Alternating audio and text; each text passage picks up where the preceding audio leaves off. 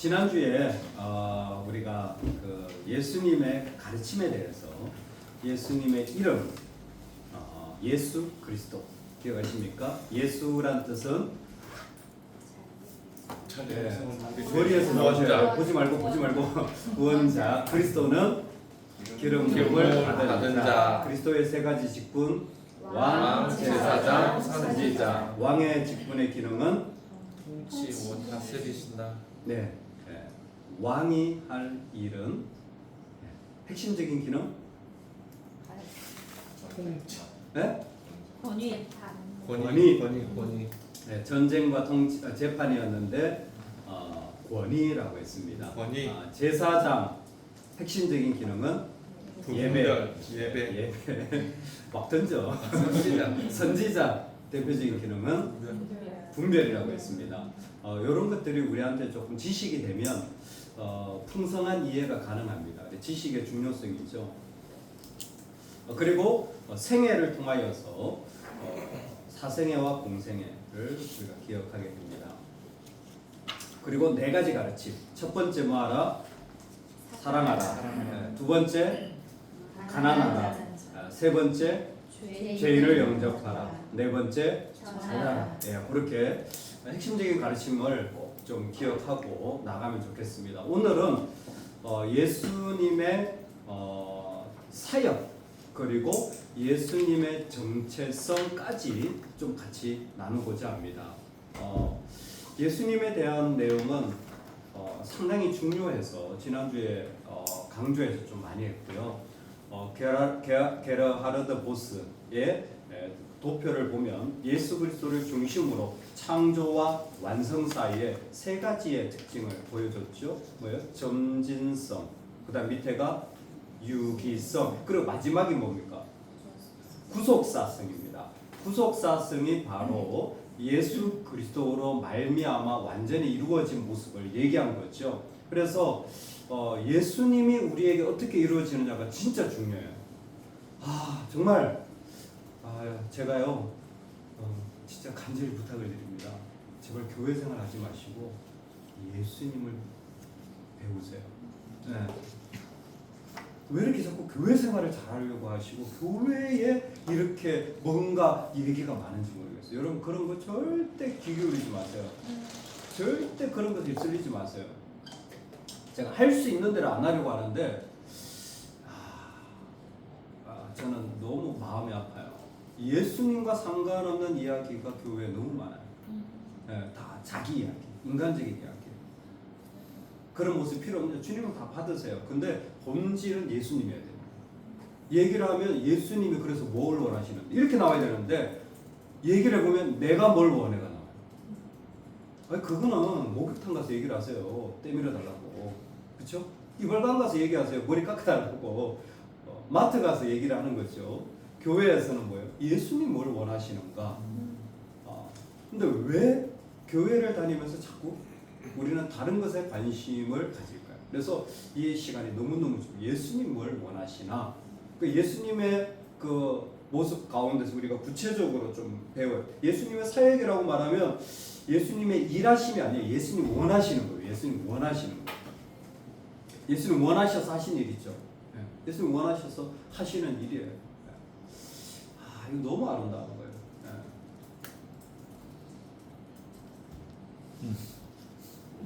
지형자매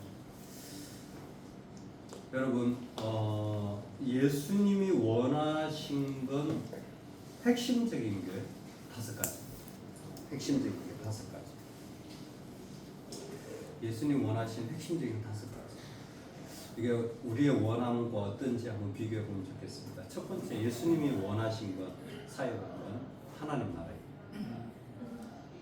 그분은 하나님의 나라가 이루어지길 원해서 이미 임하였다. already. 이미 임하였죠. 아직 완성되지 않았다. not yet. 라는 유명한 신학적 도전이 나올 정도로 already not yet. 뭐냐면 하나님의 나라, 없던 하나님의 통치가 예수님이 오심으로 이루어진 거예요. 나중에 또 더 공부할 기회가 있지만 하나님의 나라 할 땐 2가지 개념이 중요합니다. 하나는 왕, 두 번째는 통치. 그러니까 하나님의 나라 하면 이렇게 이상적으로 생각하지 마시고 왕이 분명해야 돼요. 그리고 그 왕이 다스리는 통치가 이루어져야 됩니다. 그래서 그 통치가 이루어질 때 하나님의 나라가 이루어지는 거죠.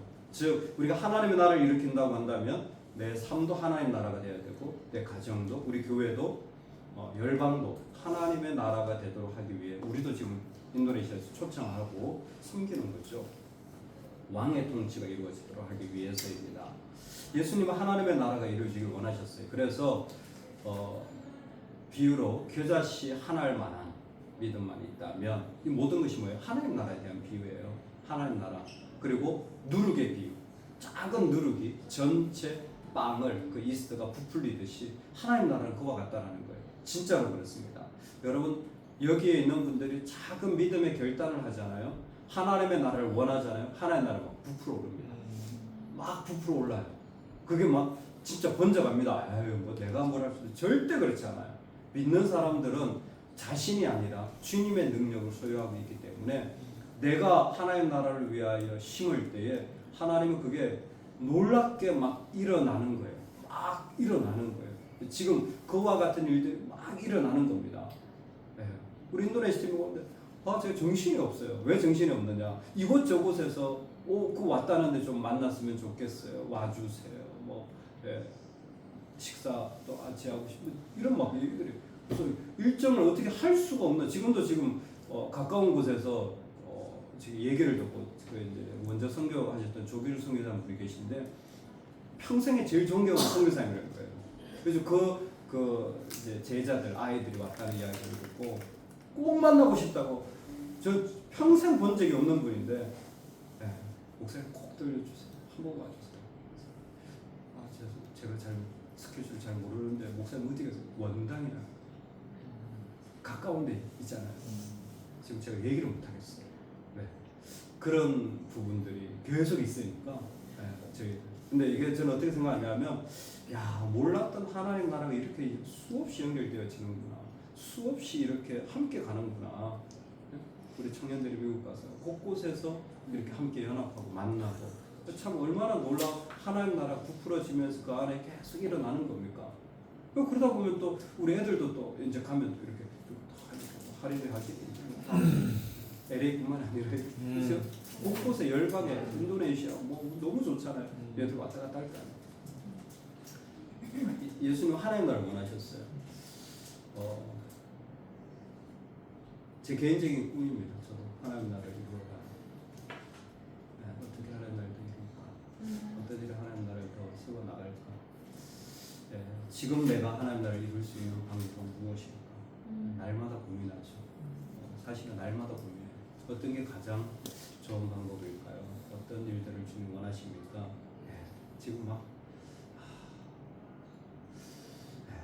왜 청년들이 직장을 고민하는지 난 이해를 할 수가 없어. 하나님 나라를 위해 이렇게 할 일이 많은데, 이렇게 할 일이 많은데 왜 고민을? 근데 돈 벌려고 한다?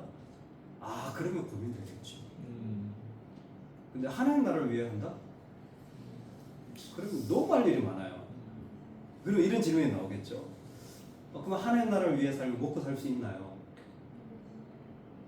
너희는 먼저 그의 나라와 그의 의를 구하라. 그래야 이 모든 것을 너희에게 다하시리라. 진짜 이거죠. 우리가 하나님 나라를 진짜로 원하지 않아서 양쪽에 왔다 갔다 하다가 피곤한 거지. 진짜 하나님 나라를 원하는 인생이 되어지면요 오히려 더 풍성해집니다. 아멘. 작은 거 하나 있어도 더 풍성하게 느끼고 하나님이 더 채워주시는 거예요. 그게 믿음의 삶이고 축복이에요. 이렇게 어려운데 내가 어떻게 섬겨요? 죄송하지만 하나님 나라는 그렇지 않습니다. 하나님 나라는 작은 일들을 통하여서 주님 계속 부풀어 오르게 하시는데 그곳에 있을 때의 그 영광과 자유 말할 수 없는 기쁨이 있죠. 예수님 원하신 거 하나님의 나라예요. 첫 번째입니다. 뭘까? 제일 중요하다는 거죠. 여러분 우리가 꿈을 꿀 때, 우리가 인생을 설계할 때, 우리가 뭔가를 계획할 때 제일 먼저 저는 예수님이 기뻐하시는 걸 고려하면 좋겠어요. 그건 하나님 나라입니다. 이게 하나님 나라에 도움이 되나? 하지 말아야 돼요. 저는 이런 기준이 조금은 선명합니다. 예전에 인근에 있던 모 대형교회 장로님이 찾아오셨어요. 그 교회에 상당히 영향이 있는 장로님이셨어요. 근데 그 장로님이 저한테 교회의 어려움을 털어놓으셨어요. 목사님, 이런 어려움이 있습니다. 아무래도 제가 좀 이런 부분에 뭔가 좀 얘기를 해야 될 것 같습니다. 그래서 장로님이 맞습니다. 근데 그게 성도님을 살리고 하나님 나라를 살리는 일인지를 분별하셔야 됩니다. 옳은 일이 살리는 게 아니에요. 젊을 때는 옳은 일이 다 맞죠. 그러나 하나님의 나라는 옳은 일로 살려지지 않아요. 왜 그럴까요? 옳은 기준이 다 다르기 때문에 그렇습니다. 사람마다 옳은 기준이 달라요. 정의의 기준이 다 달라요. 나는 이게 옳아. 근데 그게 다 달라요. 하나님 나라 기준으로 봐서 이게 하나님 나라를 흥왕케 하는 일인지 이게 진짜 사람의 생명을 살리는 일인지로 봐야 돼요. 놀랍게도 그분은 내려놓으시더라고요. 자기를 내려놓으시더라고요. 하나님 나라 관점입니다. 두 번째, 예수님의 사역, 예수님이 원하신 것은 제자를 세우는 일이었습니다. 하나님 나라와 제자를 세우는 일이에요. 그래서 예수님은 랍비, 선생님, 항상 이와 같은 호칭을 사용하시. 제일 강력한 호칭은 주여, 선생 정도가 아니라 주인으로서이죠. 그때의 관계는 disciples, 제자를 마데테스죠. 원어로 제자를 원하신 겁니다. 그리고 심지어 제자들에게도 항상 하시는 명령은 땅 끝까지 이르러 제자 삼으라는 겁니다. Making a disciple이 제일 중요한 예수님의 원하신 가운데 하나였어요. 그러니까 계속해서 복음을 받은 자들이 제자를 만들어가는 과정, 이거 너무 중요합니다. 예를 들어서 간단하게 예를 들어볼게요. 유아정 집사님 교회 다니신 지 몇 년 되셨죠?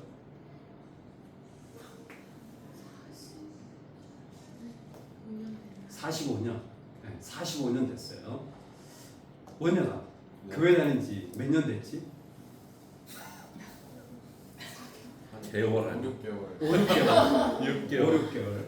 45년 다니신 분과 5, 6개월 다니는 분, 우리 같이 있습니다. 자, 누가 제자 만들 수 있을까요?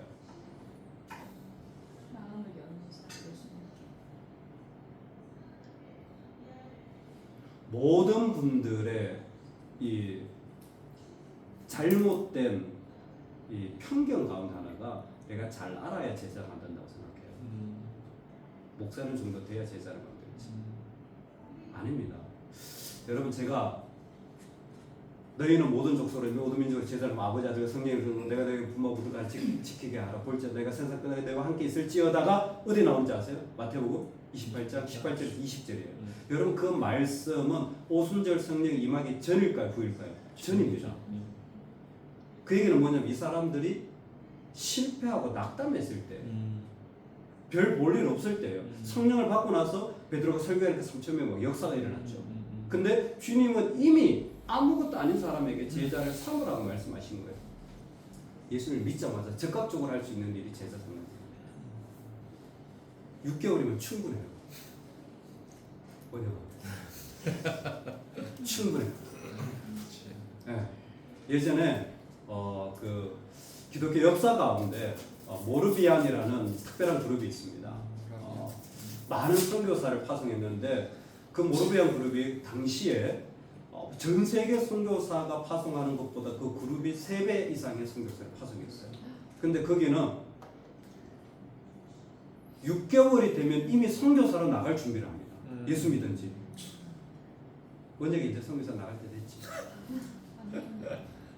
그러면 45년 된 분은 나하고도 남았지. 그 왜 그럴까요? 믿자마자 제자를 삼는 것이 당연하게 여겨져.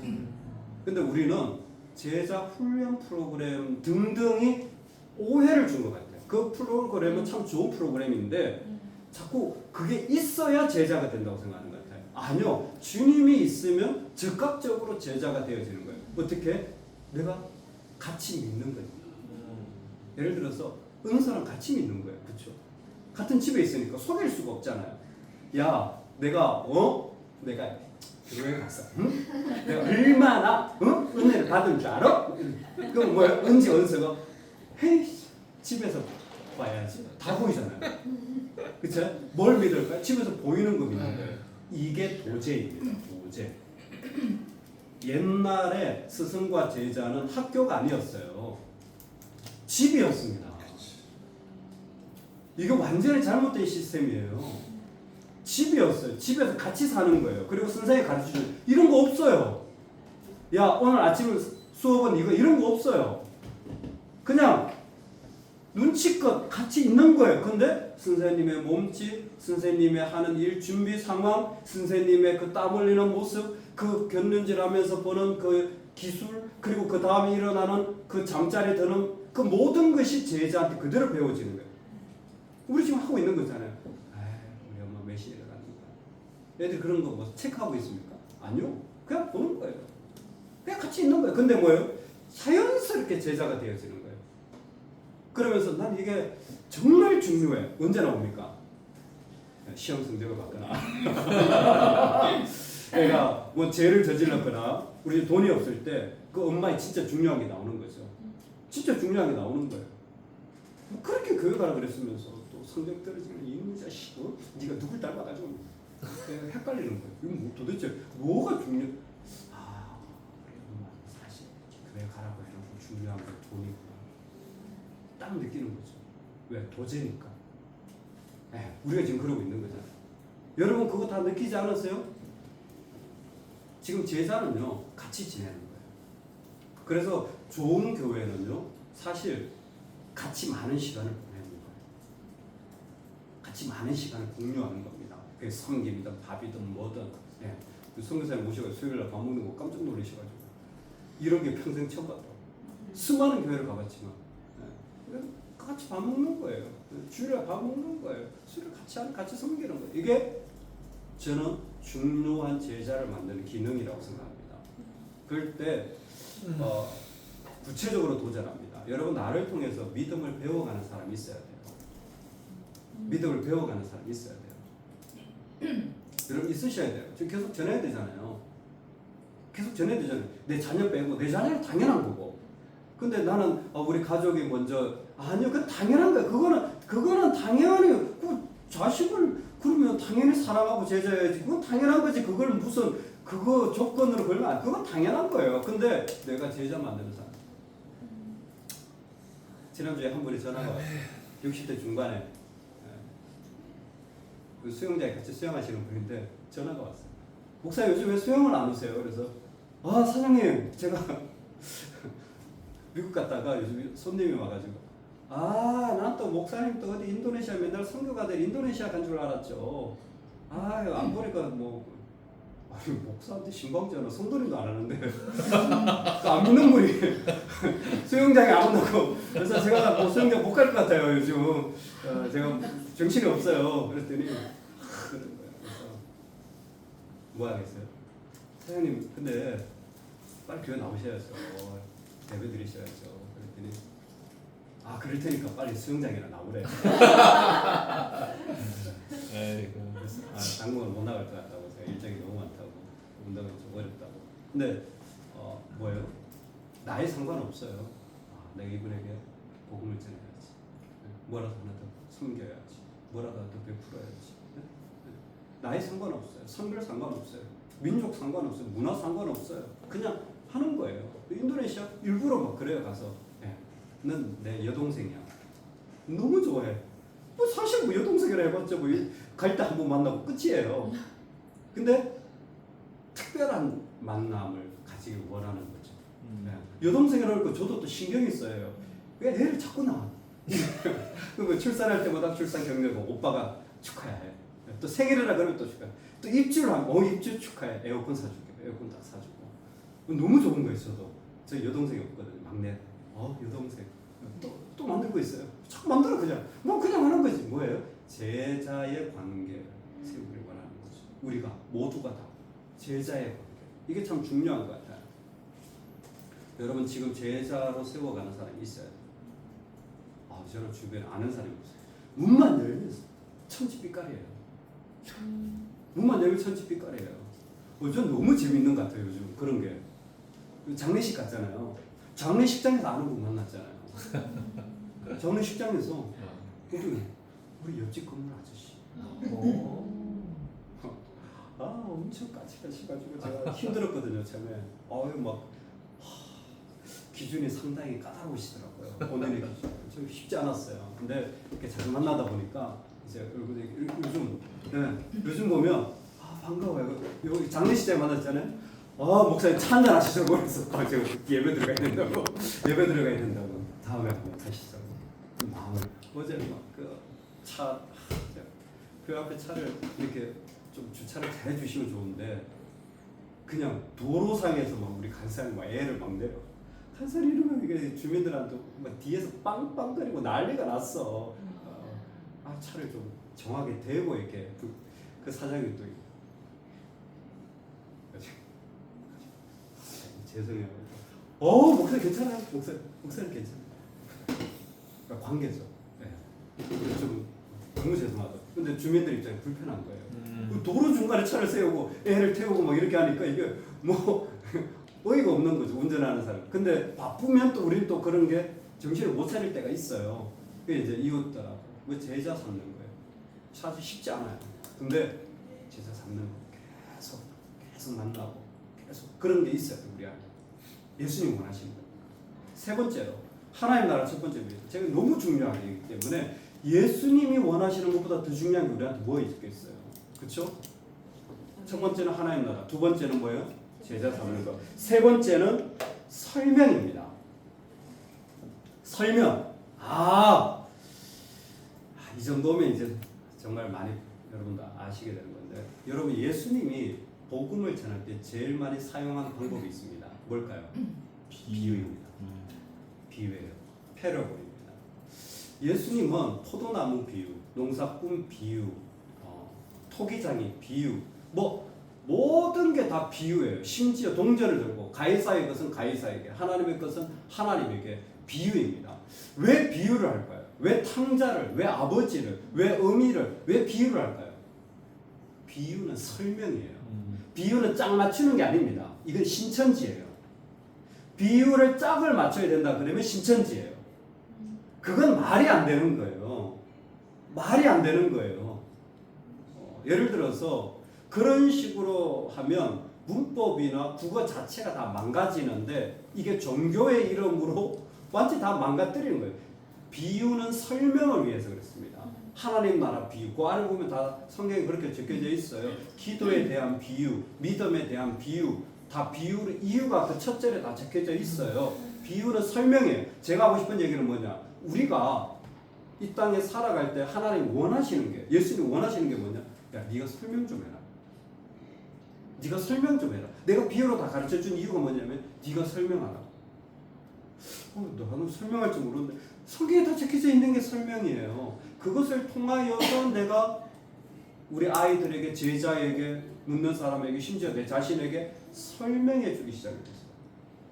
그게 예수님이 원하시는 거예요. 문화사역 너무 중요해요. 왜? 설명해야 되니까, 복음을. 이런 비전 트립 성경 설명하려고.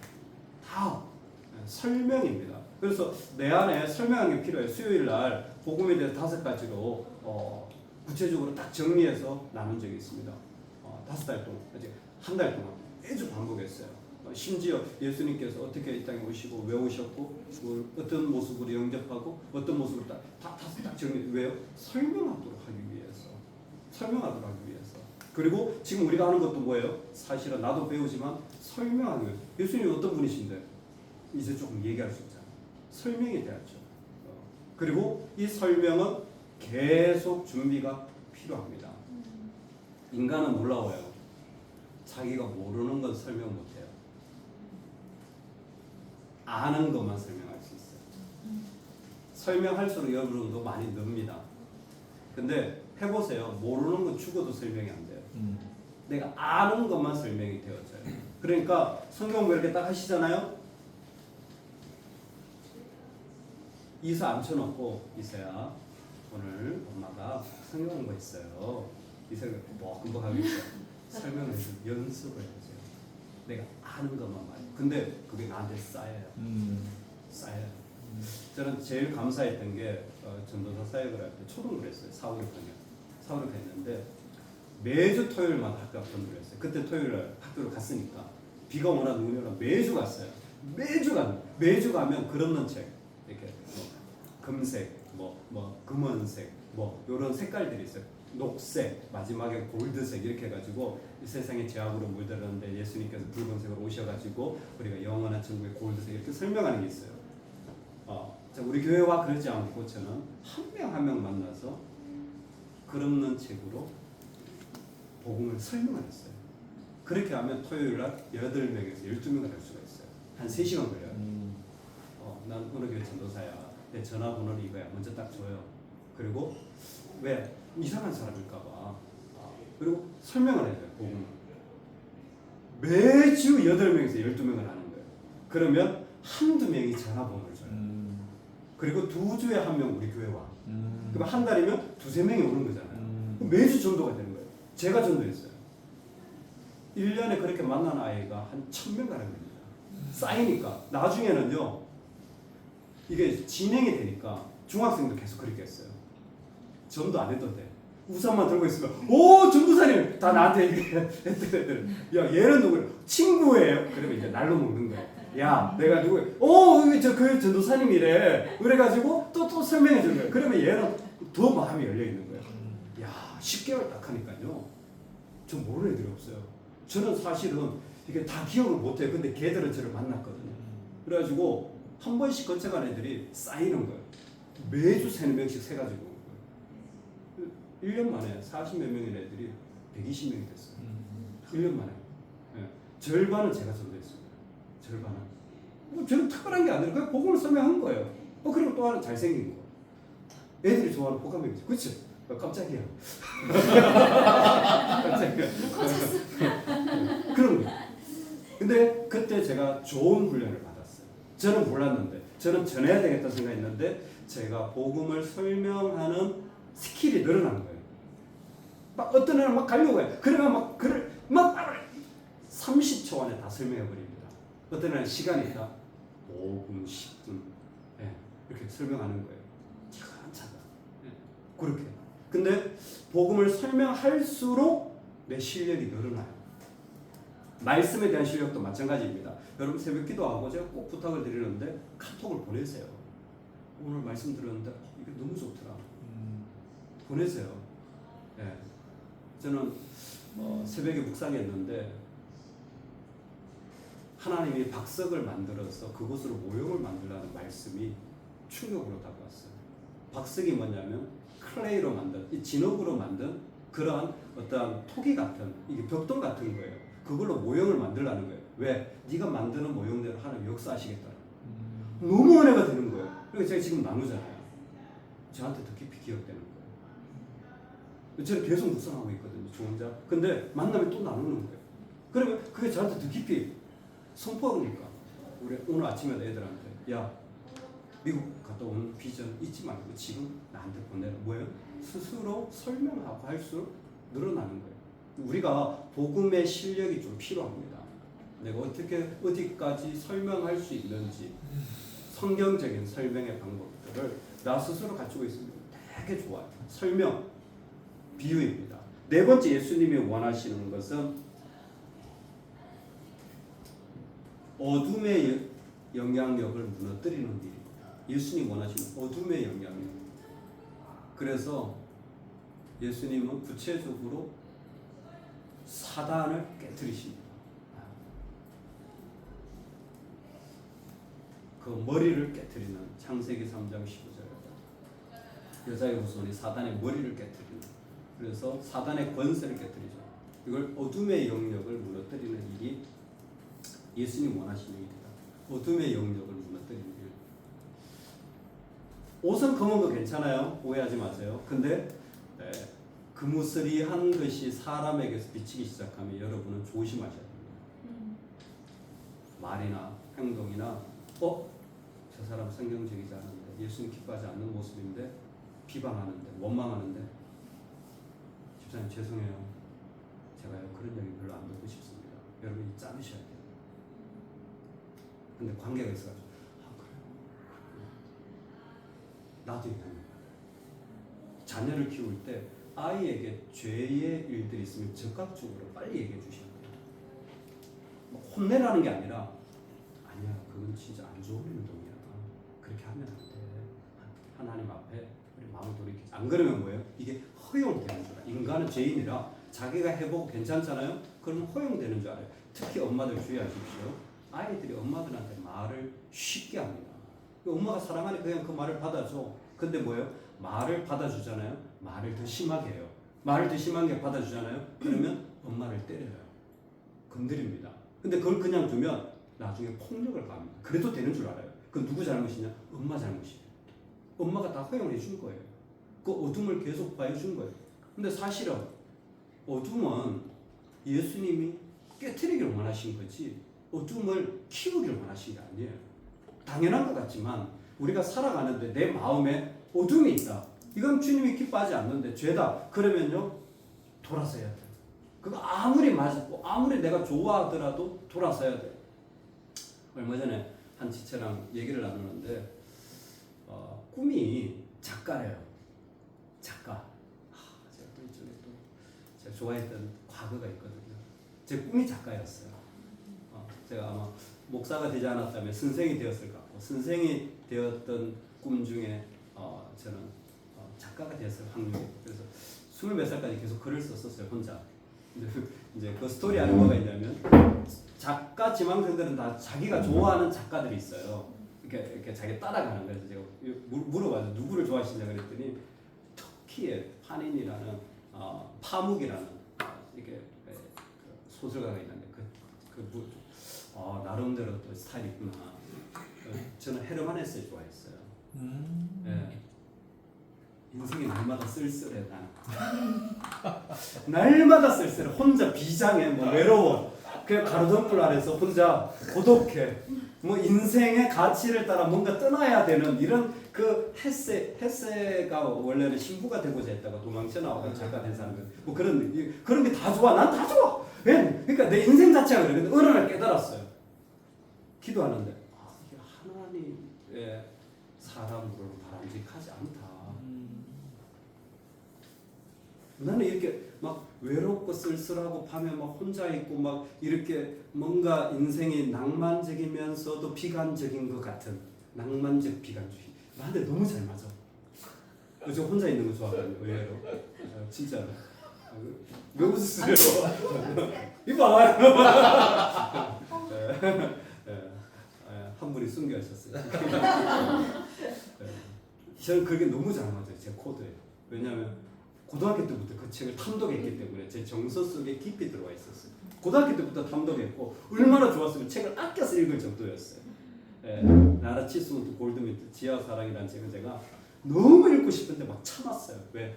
빠져버려가지고. 그냥 헤어나오지 못해요. 저는 읽으면. 그래서 지금 제 아내를 만나고 헤어나오지 못하잖아요.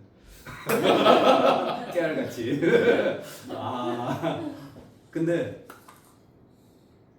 신앙생활 하면서 이게 하나님 앞에 합당하지 않구나. 이게 어둠이구나. 사람의 마음에 쓸쓸하고 외로운 것을 계속 두는 게 나는 좋은데 나하고 성향이 잘 맞는데 라고 생각했는데 아니요 어둠이더라고요. 그걸 통해서 교묘하게 사단이 교묘하게 사람의 그 어둠을 그 가운데 만들어내더라고요. 그래서 헤르만 헤세를 끊었죠. 끊고 최근에 다시 이렇게 제가 책에 관심이 있으니까 이거 보다가 데미안이라는 책이 원서랑 이렇게 영어로 세트로 인 거예요. 그때는 제가 글을 실력이 안 되는데 요즘 데미안 다시 너무 터져온 거야. 근데 자유하는 거야. 이런 또 이제 조금 어떤 다른 입장에서 보는 거죠. 제가 하고 싶은 것은 여러분 성령과 기질 가운데 어두운 영역이 있어요. 그걸 좋아하실 수도 있습니다. 어둠을 깨뜨려야 돼요. 어둠을 깨뜨려야 돼요. 내가 정말 안 그러고 싶은데 그러는 것들 여러분 결단하셔야 됩니다. 금식기도 하고 작정하셔야 돼요. 그냥 주면 안 돼. 왜? 그건 예수님 기뻐하지 않는 거니까. 깨뜨리셔야 돼요. 그 속에서 나 이런 어떤 모습은 주님 원하시지 않을 텐데 깨뜨리셔야 돼요. 다섯 번째, 예수님이 원하신 사역은 십자가와 부활과 승천입니다. 예수님의 사역이에요. 십자가, 부활, 승천. 그래서 제가 그냥 요 종이로 이렇게 설명을 드리는데 이런 이미지입니다. 예수님의 사역의 핵심은 앞에 화살표가 뭐예요? 내려오죠. 위에는 올라가는 겁니다. 예. 밑에를 비하라고 하고요. 위에를 승기라고 합니다. 예수님은 이 모습으로 우리에게 오신 거예요. 먼저 자기를 낮추셨다가 부활을 통하여 승리하셔서 올라가신 거예요. 이게 예수님 사역의 모습입니다. 여기에 십자가, 부활, 승천, 하늘로 올라가심이 다 있습니다. 이해되시죠? 그래서 이 모습으로 예수님의 사역을 기억하시면 돼요. 여러분, 제가 이 그림을 왜 보여드리냐면요. 우리가 예수님의 사역을 한다면 먼저 높아져야 할까요? 먼저 낮아져야 할까요? 먼저 낮아져. 이거부터 해야 돼요. 너무나 소중한 사실. 많은 분들이 높아져야 내가 장로 돼야 승기지 이렇게 생각해요. 그분은 승기면 안 돼요. 내가 먼저 낮아져야 돼요. 내가 먼저 정말 남들이 하지 않는 일들도 기쁨으로 섬길 줄 아는 사람이 돼요. 욕을 시컷 먹고도 누구도 도와주지 않는데도 할 줄 아는 사람이 돼야 비로소 주님이 높이 들어서셔도 그 사람은 주님의 영광 안 가르칩니다. 근데 내가 높아져야지. 돈이 있으니까, 내가 이런 자리니까, 나이가 몇 살인데, 이 교회에서 수고한 게 얼만데, 이런 마음이면 높아지잖아요. 하나님의 영광 자기께 돼요. 무섭습니다. 제일 중요한 게 낮아지는 거예요. 어떻게 낮아질 수 있을까요? 성령으로 낮아진다니까요. 성령으로. 주님의 힘으로 낮아지지 우리 힘으로는 안 낮아져요. 우리는 높은 게 기본이에요. 네. 하늘가 아래가 부활, 비하, 비하, 네. 승귀, 네. 승귀, 네. 승리 아니고 승귀. 네. 승리하셔서 귀 돌아갈 귀 하늘을 올라가셨다입니다. 승귀입니다. 비하, 비하는 자기를 낮추셔서 아래로 오셨다라는 겁니다. 그래서 비하와 승기, 우리도 사역에 요 모습이 돼야 돼요. 그러니까 뭔가를 하고자 한다면 먼저 섬기는 자가 돼야 됩니다. 먼저 섬기는 자. 나는 언제까지 섬기는 자만 됩니까? 최현우 집사님. 네? 언제까지 섬기는 자가 돼야 됩니까? 난 언제까지? 주님 오실 때까지죠. 역시. 네, 그러실 수 있기를 축복합니다. 네. 사람이 그렇게 어려워요. 네. 여기 나이 들어가시는 분들의 공통점이 뭔지 아세요? 낮아지는 게 더 힘들어져요. 이 나이에 내가 이런 대접받고 더 어려워요. 더 어려워요. 네. 더 어려워요. 느껴져요. 그런 것들이. 무섭구나. 낮아져야 돼요. 낮아져야 돼요. 그래서 예수님 원하시는 모습. 막 제가 하나님 나라 한 학기 강의할 수 있습니다. 하나님 나라 제자도 한 학기 강의할 수 있어요. 설명 역시 너무 중요한 사실입니다. 어둠, 어둠을 깨뜨리는 것. 그리고 십자가, 부활, 승천, 비하와 승기의 이 이야기도 너무 중요한 이야기입니다. 그래서 예수님의 사역을 예수님 원하시는 다섯 가지로. 그러니까 예수님 원하시고 우리도 제일 원하는 게 돼야겠죠. 내가 원하는 모습 이게 돼야 되는 거죠. 그리고 오늘 조금만 더 제가 시계가 없는데 11시 7분. 11시 7분. 네. 예수님의 정체성에 대해서 마지막으로 오늘 마무리까지 하겠습니다. 예수님의 정체성 그러면 예수님은 자기 정체성을 어떻게 이해하시느냐? 두 가지입니다. 예수님은 완전한 인간이셨고 또 하나는 완전한 신이셨습니다. 완전한 인간을 인성, 완전한 신을 신성이라고 부릅니다. 그래서 인성과 신성을 가지셨어요. 그때 인성의 핵심은 첫 번째가 성육신입니다. 인간이 되신 것. 사람이 하나님이 인간의 몸을 입으신 게 성육신입니다. 첫 번째가 예수님의 두 번째가 예수님께서 인간이 되셔서 우리에게 보여주신 것이 성령으로 잉태하심입니다. 인간이 되신 모습에 두 번째 핵심이 성령으로 잉태한 겁니다. 세 번째로 인간이 되신 모습은 무엇이냐면 같은 인간과 같은 지정의를 가지셨다는 겁니다. 인격입니다. 그래서 잘하시고 배고프시고 화가 나시고 슬프시고 주무시고 우시고 다 예수님은 가지고 계셨습니다. 우리와 같은 인격이 되셨다라는 거예요. 지정의. 그래서 첫 번째가 성육신이에요. 하나님이 인간이 되신 거고요. 두 번째가 뭐라고요? 성령으로 잉태하신 모습입니다. 세 번째가 뭐라고요? 네. 요 세 가지는 예수님의 인성의 핵심입니다. 요 세 가지 중에 하나도 거부될 수 없습니다. 예를 들어서 성령으로 잉태되어졌다. 여러분 예수님이 누구에게서 태어나셨죠? 동정녀 마리아. 동정녀는 남자를 접하지 않은 순결한 처녀를 동정녀라고 부릅니다. 그럴 때에 자 제가 질문을 할게요. 예수님이 마리아를 통해서 잉태가 되셨잖아요. 아기가 되셨잖아요. 마리아는 죄인입니까 아닙니까? 죄인. 마리아가 죄인입니까?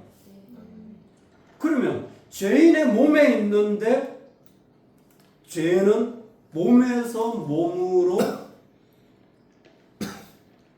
전달되어지거든요. 자범죄라는 것은 내가 짓는 죄고요. 또 뭐가 있어요? 원죄가 있잖아요. 원죄는 어떻게 전달됩니까? 아 모르셨군요. 사실 잘 모르시더라고요. 30년 다녔다고. 원죄는 엄마 배를 통해 전달되는 겁니다.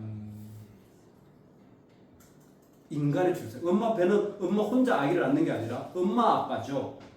그러니까 엄마를 통해 출생하면 다 원죄예요. 그래서 아담의 죄가 우리까지 온 거예요. 아담하고 나하고 무슨 상관이 있는데 아담이 우리의 대표였기 때문에 그 죄가 엄마의 배를 통하여 하면 그 죄성이 그대로 전달되어지는 거예요. 그래서 엄마 유전자가 아이한테 가잖아요. 안 느껴지세요? 나의 죄성도 아이한테 가는 거예요. 이해되세요? 그러면 이 죄성이 전달이 안 되면 지혜자면 아이를 낳았어. 지혜자면 죄가 없나요? 성모 김지혜.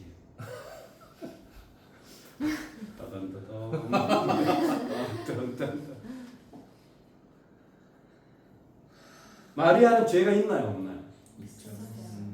죄가 있어요? 네. 그러면 예수님은 죄인인데? 죄인의 모습으로 응? 죄인으로 낮아지셔서 오신 건가요? 예수님이 죄인이 되시면 제물이 될 수가 없습니다. 인간의 몸을 입으셨지만 죄가 없으신 분이에요. 그건 분명합니다. 성경에 나와 있으니까. 그리고 실제입니다. 죄가 있으면 제물이 되실 수가 없어요. 순결하지 않기 때문에. 근데 인간의 몸을 입으면 그것 죄가 입증이 되는 게 100%입니다. 이건 타협의 여지가 없어요. 자, 다시 질문합니다. 마리아는 죄가 있나요, 없나요? 죄가 있습니다. 왜 이렇게 고집이 세? 미치겠네. 다시 엄마의 뱃속을 통해서 출생을 하면 죄가 분명하게 전달이 됩니다. 100%입니다. 99%도 아니고. 마리아는 죄가 있나요, 없나요? 원죄를 말씀하시는 거예요? 원죄도 죄입니다. 네. 그러니까 제 질문이 그거예요. 마리아는 죄가 있습니까 없습니까? 마리아는 죄가 있어요. 마리아는 죄가 있어요? 그럼 예수님도 죄인이네. 예수님은 죄가 없어요. 다시 네 번째. 엄마의 몸을 통해서 출생하면 100% 죄인이에요. 네. 그건 예외가 없습니다. 예외가 없다니까요. 예수님이라 할지라도 예외가 없어요. 왜? 인간의 몸을 입고 오셨기 때문에. 그럼 마리아는 죄인이 아니에요. 아니에요. 자, 이래서 성경은 필요한 거죠. 마리아는 죄가 없습니다. 마리아가 죄가 없어야 예수님이 인간의 몸을 입고도 죄인이 되시지 않는 거예요. 죄가 없는 분이 되시는 거예요. 인간인데 죄가 없는. 왜? 엄마의 출생은 100%라니까요. 그러면 마리아가 죄가 없기 때문에 성모가 되신 거잖아요. 그건 카톨릭이지 기독교가 아닙니다. 그럼 카톨릭과 기독교의 차이가 여기서 나는 거예요. 마리아는 죄가 없다라는 게 카톨릭의 고백이고, 기독교는 성령으로 잉태하실 때만 마리아의 죄성을 하나님이 제하셨다는 게 기독교입니다. 그러니까 마리아는 죄인이다가 맞는 거고, 성령으로 잉태했을 때만 죄가 없는 거지. 그렇죠. 이 부분을 정확하게 이해를 못하면 우리 스스로 복음의 논리가 깨져요. 예수님의 인성이 깨지면 십자가가 깨집니다. 왜? 예수님 십자가는 제물이기 때문에. 그래서 이 공부가 중요한 거예요. 아니 원래 마리아는 거룩한 성모라 죄가 없는 그런 분이야. 그 카톨릭이에요. 이 세상에 죄가 없는 사람 세 사람이 있습니다. 카톨릭은 누굴까요? 예수님, 마리아, 교황은 죄가 없어요. 이건 카톨릭이에요. 교회는 이 세상에 죄가 없는 유일한 분 예수님밖에 없어요. 교회에서 목사님은 죄가 없는 분입니다. 여러분 사입이에요. 사입이에요. 그거는 이만이나 저기 이재록 씨 마음이 중요한 거예요. 뭐 이런 데는 그런 얘기 하더라고요. 그건 사입이에요. 마리아가 완전히 죄 없는 일 그건 아니에요. 그럴 수가 없어요.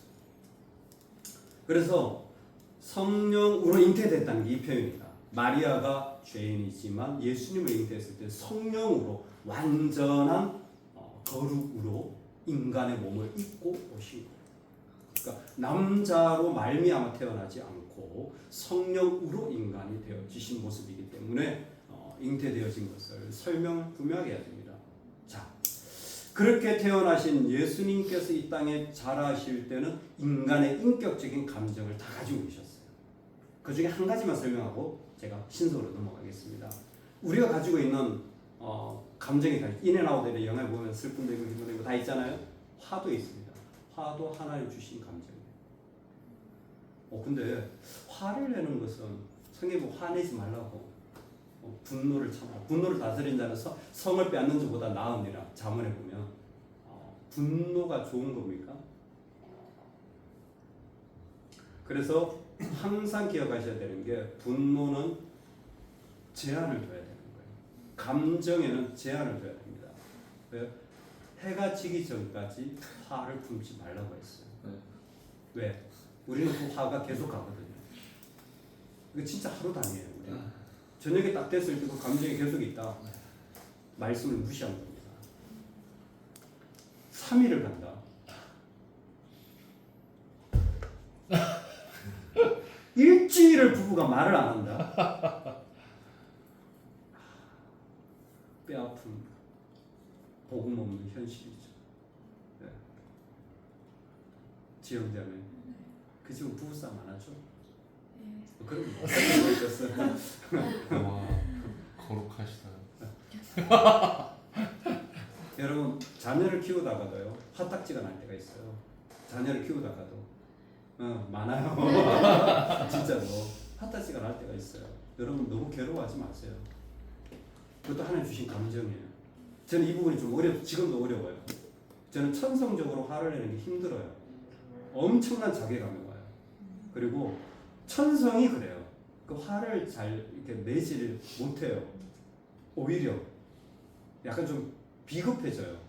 저는 그게 싫어요. 화를 내고 성질을 지금 성교사님 너무 부러워. 뭐 애들 뭐 20분씩 막 족치고 막 열심히 너무 부러워. 네? 그 왜? 애들이 아니 난 너무 이게 딱 가르침이 되는 거예요. 근데 분명한 선이 있어요. 선교사님이 또 할 때 너무 잘해요. 아 사실 이게 보통 일 아니에요. 통역하고 이게 막 보통 일 아니에요. 근데 저는 이렇게 딱 사무실 나가면 애들 계단에 쫙 앉아 저 밑에 2층 내려가니 그 레이모실 밑에 쫙 앉아가지고 내가 놀라지. 나 우리 교회 20년에서 한 번도 그런 적이 없거든요. 우리 성도님들 세워가지고. 근데 제가 청년 때는 많이 그랬어요. 청년 때 목사님이 야 청년 회장 들어와. 김 집사님 들어오세요. 무릎 꿇고 눈 팍 뜨고 2시간 동안 끝났어. 신앙생활 어떻게 전화 한 통 없이 보고도 안 하고 얼마나 저는 그 지금도 습관이 어디 딱 가자니 보고요. 네. 한국에 딱 도착하자니 장로님께 전화해요. 장로님 제가 도착했습니다. 기본이에요. 그 목사님 훈련 받아가지고 어떻게 수련회 출발했는데 얘기 한마디 없이 지금 상황 보고도 안 하고 지금 예배가 몇 시인데요. 준비도 안 해요. 우리 그렇게 안 돼요. 근데 화를 내면요 화가 많이 나잖아요. 절제가 필요해요. 근데 화를 내시는 분들에게 꼭 권면드리고 싶은 것은 화도 주님이 주신 감정 중 하나다. 다만 주님도 분노하셨기 때문에 나도 분노하리라는 것은 안 됩니다. 주님의 분노는 의로운 분노고요. 우리의 분노는 죄인의 분노입니다. 내가 화내는 것은 결코 옳지 않을 수 있으니까 조심하시라. 근데 하루로 끊으시라. 제가 가르칠 수 있는 성경의 기준입니다. 그래서 세 가지 성육신, 성령의 잉태, 그리고 인격, 그게 인성이셨습니다. 그리고 신성, 예수님의 신성, 대표적인 예수님이 신성이신 것 세 가지를 말씀을 드립니다. 하나는 죄를 사하시는 권세가 있으십니다. 예수님이 신이시기 때문에 예수님이 신이시기 때문에 죄를 사하시는 거예요. 여러분 이건 예수님만의 권한입니다. 어떤 인간도 죄 사할 권세는 없습니다. 목사님도 죄는 못 사해줘요. 안 됩니다. 그건 안 돼요. 왜? 이건 유일한 예수님의 권한이기 때문에 이게 참 중요해요. 그래서 내가 죄에 대하여 해결하고 싶다면 예수님께 와야 돼요.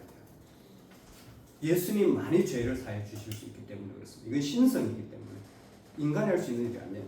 두 번째는 예수님의 신성은 하나님의 아들입니다. The Son of God입니다. 예수님의 신성은 이 땅에 하나님의 아들로 오신 거예요. 그리고 세 번째 예수님의 신성은 메시아 되심입니다. 그리스도 되심이죠. 이게 예수님의 신성이세요. 신으로서 이 땅에 오신 것입니다. 이 신성이 우리 가운데 있는 거예요. 숙제 다음 주에 성경 공부 숙제를 하나 드리겠습니다. 예수님이 십자가에 죽으셨습니다. 그렇죠?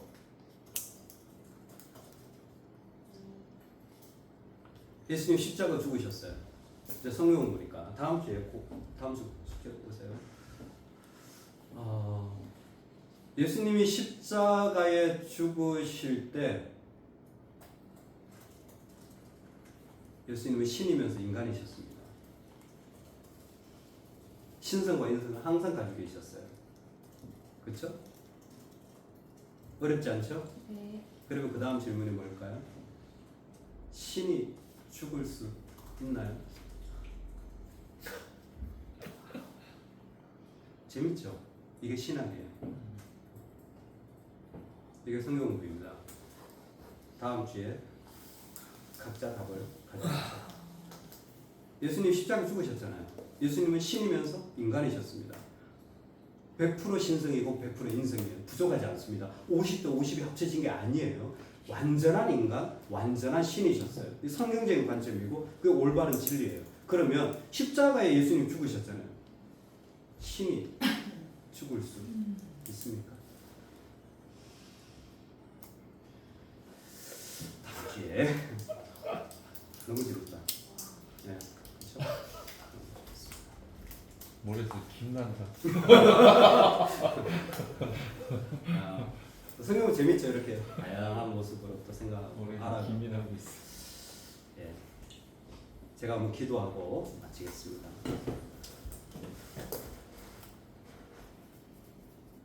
이 땅에 우리를 위하여 오신 예수님을 찬양합니다. 얼마나 사랑하면 자신을 다 내어주는 사랑을 할 수 있을까요? 얼마나 사랑하면 다 내어주고도 영원히 끝까지 함께하는 사랑을 할 수 있을까요? 주님 그 사랑 앞에 마음을 내어드리고 무릎을 꿇습니다.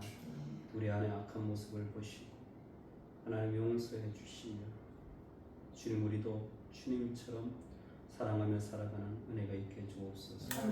우리의 뜻이 내려놓아지고 주님의 뜻이 이루어지는 하나님 나라가 이 땅 가운데 세워지게 해주시고 그 자리에 우리 모두를 사용하여 주옵소서.